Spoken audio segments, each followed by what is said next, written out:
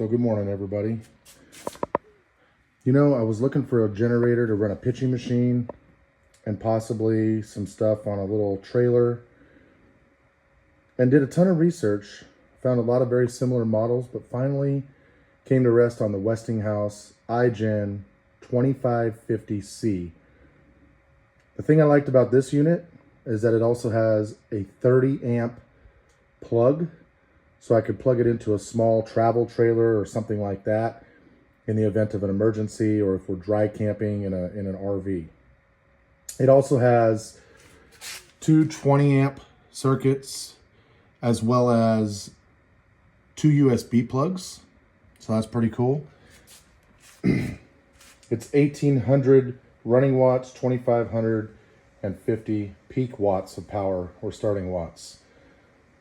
So I went ahead and spared you the details of unboxing the entire thing. It came nicely packaged. I couldn't find any YouTube reviews on this particular model, so I decided to go ahead and do my first YouTube review. Came with a quick start guide. Boom, nice and easy. Fill the oil, fill the gas, start her up. Got your whole user manual in case you need it.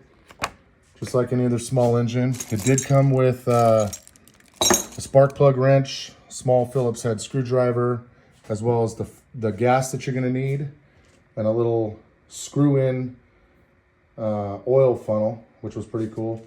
For the oil, they don't really tell you how much to put in.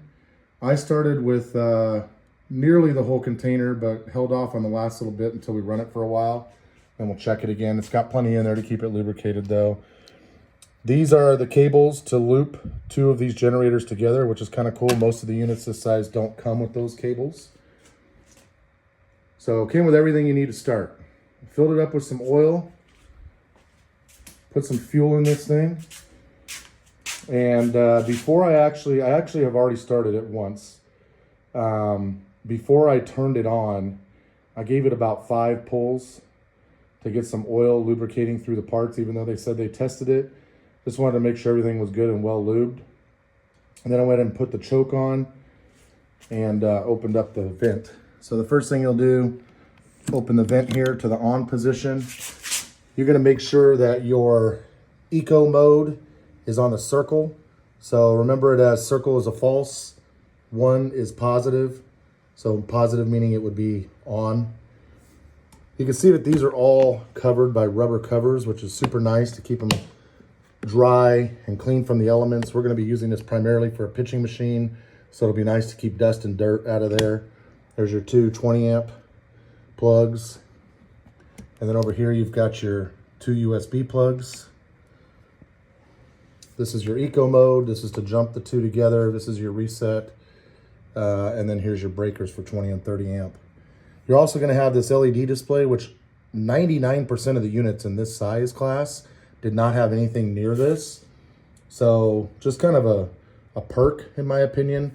I bought it because of the 30 amp in addition to the 20 amp, and also everything's covered with rubber covers. I thought that was really good. You got a nice little rubber cover on the top, so if you want to put your phone in here or whatever while you charge it. This is your access to your spark plug, nice and easy to get to. The other thing I thought was cool about this model was that on the side panel where you get in for the oil fill and stuff, you actually only have to unlock it and then put your finger under here and everything just pops right out. Okay, this is the opposite side from where you'll have oil fill, but your oil fill side will pop on and off exactly the same manner. And then just lock it in place. We'll go ahead and show you the oil fill side. Same thing, unlock, pop it out. There you go. Oil fill. This is a nice little drain hose, so you can drain the bowl of your carburetor if you're going to store it for a long period of time.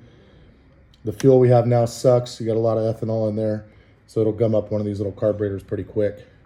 So if you're not going to use it for probably 30 to 60 days, I would definitely suggest doing that.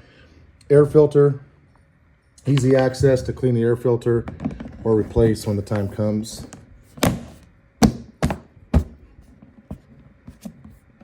All right, there we go, lock it up.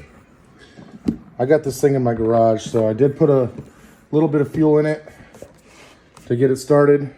We'll go ahead and turn it over to choke now. It's been quite a few minutes since I started it up the first time. We're off on the front, and obviously this is in the on position. We'll go ahead and give it a crank. Turn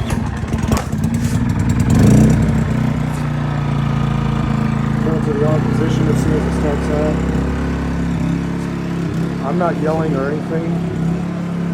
And like I said, we're in closed quarters inside of the garage. So as you can see, it's got the nice little LED lights on the side, so if it's nighttime, it'll illuminate your plugs.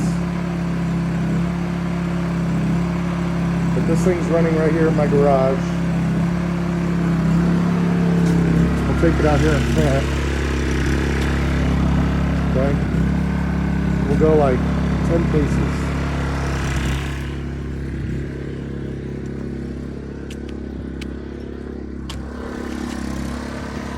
I'm about 20 to 25 feet away from it now, and the muffler's pointed towards me. You can tell the thing is super quiet.